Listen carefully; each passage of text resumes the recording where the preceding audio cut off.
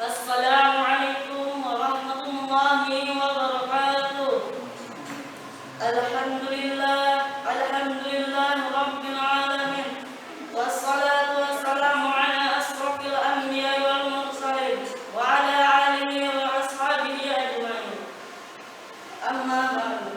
Pertama-tama marilah kita panjatkan puja dan puji syukur kita terhadap kehadiran Allah Subhanahu wa taala yang telah melimpahkan nikmat kepada kita. Yang kedua, salawat serta salam kita haturkan kepada junjungan kita, Nabi besar kita Nabi Muhammad sallallahu alaihi wasallam, yang kita tunggu-tunggu syafaatnya di yaumul akhir nanti. Faktor yang membuat terjadinya kehancuran suatu umat dan bangsa adalah tercabutnya sifat amanah. Sebuah rasa malu tercabut dari jiwa seseorang, maka ia tidak peduli dengan citra dirinya yang besar, karena ia akan mengabaikan amanah yang dibebankan kepadanya. Dalam hidup ini kita mendapatkan begitu banyak amanah, baik dari sesama manusia secara harfiah. Sifat ini bukan hanya penting karena termasuk akhlak yang mulia, tapi justru kualitas keimanan seorang sangat tergantung pada apakah ia bisa menjaga amanah atau malah berkhianat. Oleh karena itu, dalam satu hadis Rasulullah SAW bersabda, "La imana liman la amanata lahu wala dina liman la ahdalah." Tidak sempurna iman seorang yang tidak amanah, dan tidak sempurna agama seorang yang tidak menunaikan janji. Hadis riwayat Ahmad.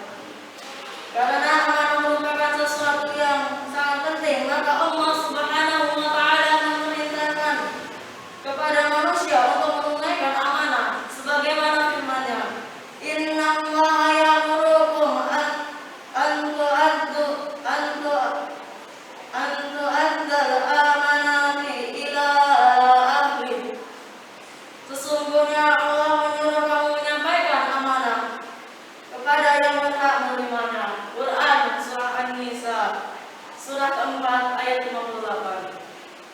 Di atas itu Allah Subhanahu wa taala juga melarang kita untuk mengkhianati amanah yang sudah diberikan kepada kita, sebagaimana firman-Nya, "Ya ayyuhalladzina amanu la takhunu war rasul wa takhunu amanatikum wa antum ta'lamun." Wahai orang-orang yang beriman, janganlah kamu mengkhianati Allah dan Rasul, dan juga janganlah kamu mengkhianati amanah yang dipercayai kepadamu, sedang kamu mengetahui. Quran surah Al-Anfal surah ke-8 ayat 27. Manakah seorang muslim sudah bisa menunaikan amanah dengan baik? Seandainya dalam hidup ini sudah tidak punya apa-apa secara duniawi, semoga kita bisa selamat di dunia dan di akhirat. Demikian kultum dari saya, semoga bermanfaat. Saya akhiri, wabillahi taufiq wal hidayah. Wassalamualaikum warahmatullahi wabarakatuh.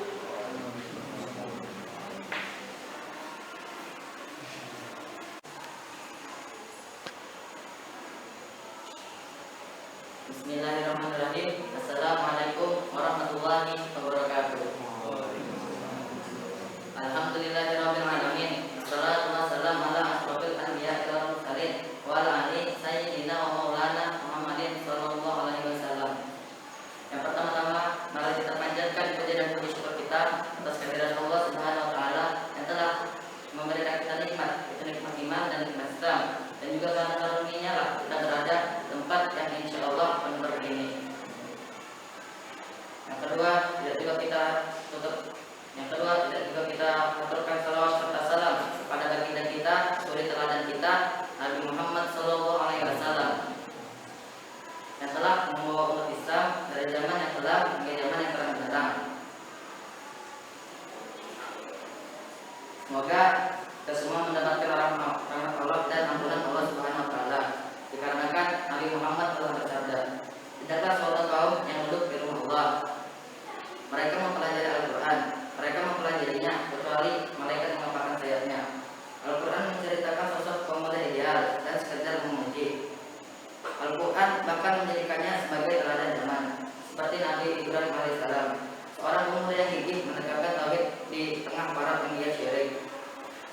Ibrahim adalah imam yang layak menjadikan teladan bagi patut kepada Allah dan Hanif.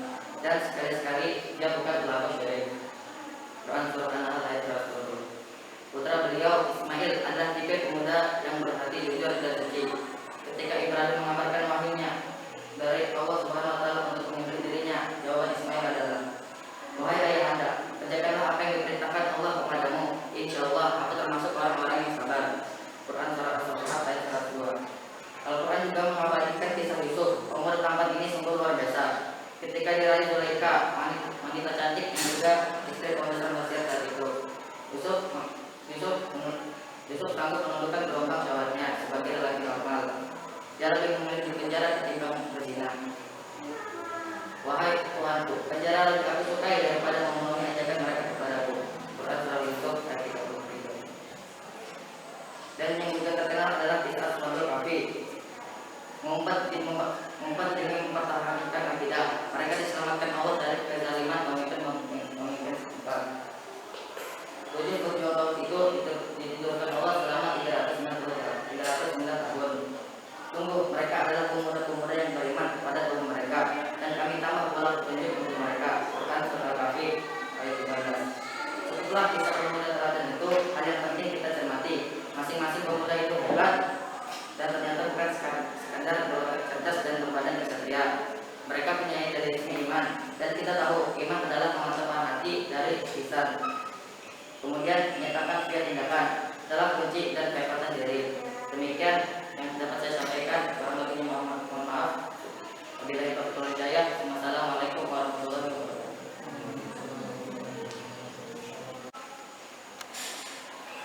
Bismillahirrahmanirrahim. Assalamualaikum warahmatullahi wabarakatuh. Alhamdulillahirabbil alamin.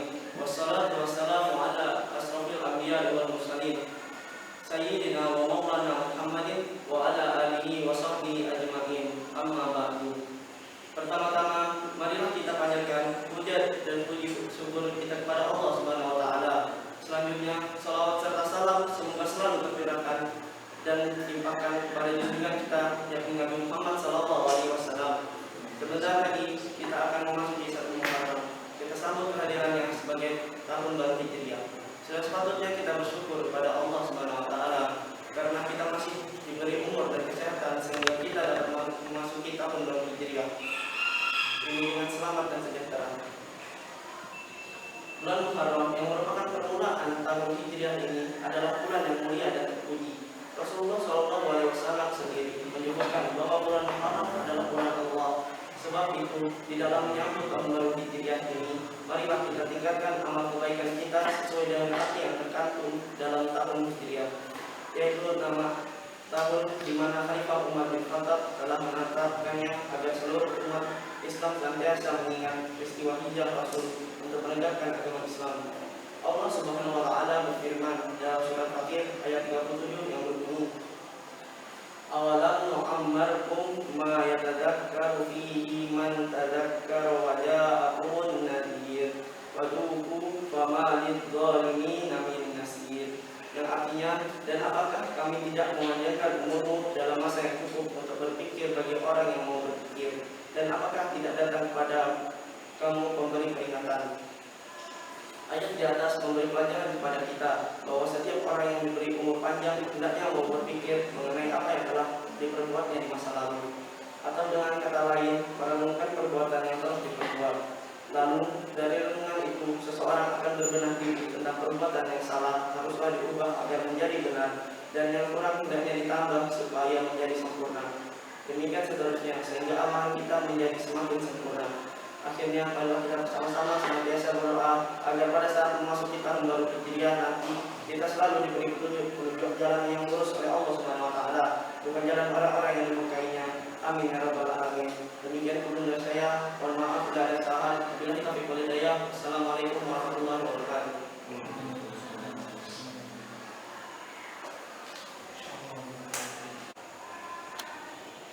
Assalamualaikum warahmatullahi wabarakatuh.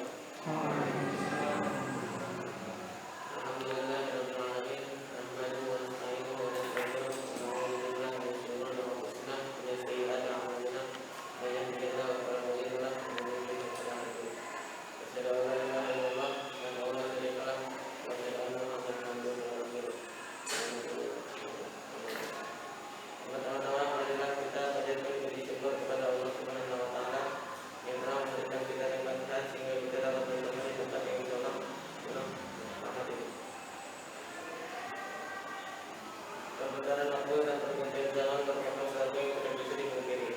Karenanya menjadi sunatullah bila dalam kehidupan ini terjadi pergantian generasi dari satu generasi ke satu generasi berikutnya. Kesedapan agama, bangsa dan negara salah satunya tergantung pada generasi ini.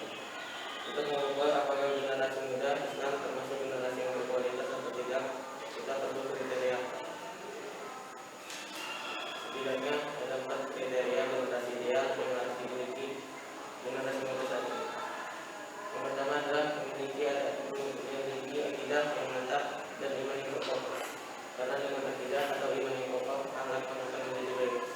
Rasulullah SAW bersabda, "Innamal a'malu mu'minin keimanan hasanah wa qalbun." Mungkin yang mantap imannya, maka bagus akhlaknya. Yang kedua adalah memiliki ilmu yang luas, baik agama maupun dunia. Karena dengan memiliki ilmu yang luas, manusia menjadi tahu mana yang kebenaran dan mana yang kesalahan, mana yang hak dan mana yang batil. Rasulullah Sallallahu Alaihi Wasallam bersabda, "Pada ini pada datang muslim wal muslimah." Yang ketiga adalah memiliki keterampilan dalam berbagai bidang, seperti Usama bin Zaid yang menjadi panglima tempur saat umurnya masih 17 tahun karena kemampuannya sangat berperan. Yang keempat, memiliki tanggung jawab terhadap dakwah Islamiyah. Karena ini semua karena untuk berdakwah pribadian seorang dai jangan sampai bertentangan dengan pesan-pesan dakwah yang disampaikannya. Bila ini terjadi, maka murka Allah sangat besar padanya. Allah Subhanahu wa Ta'ala berfirman pada surah As-Saff, "Ya ayyuhalladzina amanu."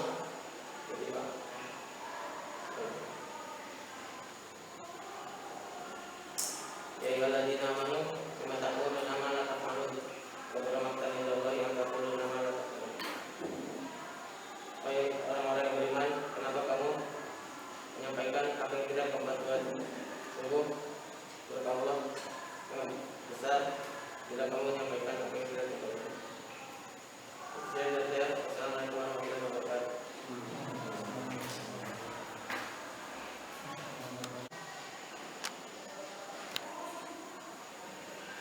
Assalamualaikum warahmatullahi wabarakatuh. Puji syukur yang kita panjatkan kepada Allah Subhanahu wa Ta'ala atas segala nikmat yang telah diberikan kepada Allah kita semua, dengan segala nikmat yang banyak berlimpahan tersebut, sehingga kita bisa berkumpul pada kesempatan yang luar biasa ini. Segala puji bagi Allah yang Maha Mengetahui dan Maha melihat hamba-hambanya.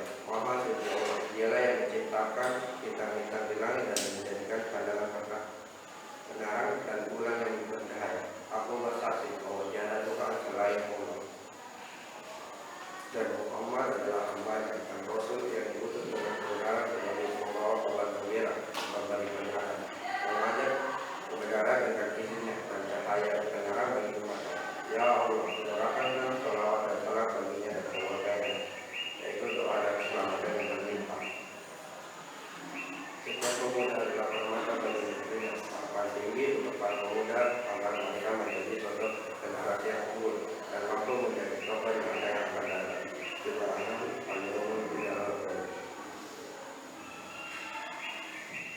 Itulah Islam memberikan perhatian besar kepada mereka. Bahkan sejak dini di masa lalu, banyak pemuda yang hebat karena generasi sebelumnya adalah orang hebat karena itu negara memberi perhatian besar pada generasi pemuda ini. Pemuda adalah masa di mana mereka memiliki kepekaan yang tinggi, berpikir kritis dan mampu mengoptimalkan setiap potensinya. Pemuda sebagai tonggak estafet bangsa pewaris para dunia, maka hancur makmurnya sebuah bangsa di masa depan tergantung kondisi pemuda sekarang. Namun melihat kondisi remaja sekarang, bahkan itu menjadi sirna remaja seolah-olah kehilangan identitasnya, kehilangan identitasnya sebagai muslim yang memiliki karakter Islam. Remaja menjadi sosok yang keras mental, peristiwanya ilmu dalam mencari solusinya, dan seringkali dalam pintas yang mencari atas nama kebebasan. Ekspresi remaja berbulan di jalan dengan alasan mencari dan ingin pacaran dan menjadi kegiatan sehari-hari.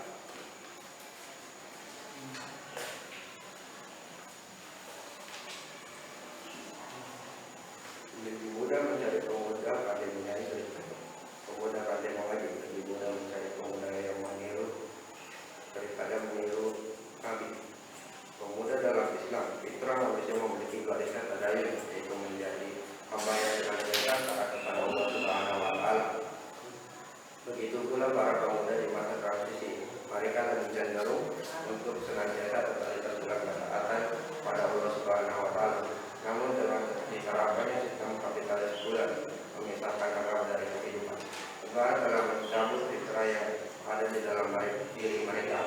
Masa berprosesnya tidak diarahkan. Dan orang orang Islam bingung mencari sosok panutan maka akhirlah dari rahim pasti ada sebulan si pemuda yang paling tidak saja. Bingung dan jumlah mereka tidak tahu dari mana mereka berasal dan apa mereka ada di untuk apa mereka ada di dunia ini, dan tidak memahami bahwa setiap tindakan yang mereka lakukan akan dihisab oleh Allah Subhanahu wa Ta'ala. Melihat sejarah di masa kepemimpinan Islam yang menerapkan aturan yang bersumber dari Al-Quran dan As-Sunnah lebih memudah pemuda unggul yang bersaksian Islam menjadi sosok ulama sekaligus ilmuwan seperti Ibnu Sina, Ibnu Al-Khawazmi, Al-Sakawi. Mereka memiliki tujuan hidup yang jelas, yaitu beribadah. Ketaatan yang totalitas adalah bentuk pengembalian fitrah manusia yang sesungguhnya menemukan jati diri dengan mengabdikan diri kepada Allah Subhanahu wa Ta'ala, menerapkan hukum-hukumnya, menjauhi larangannya. Hukum dengan pemuda yang tidak memiliki sopan. Bahkan sopan adalah ketentuan menyimpang dari kebenaran. Allahu a'lam bishawab. Aku la qouli hadza wa astaghfirullah innahu huwal ghafurur rahim. Assalamualaikum warahmatullahi wabarakatuh.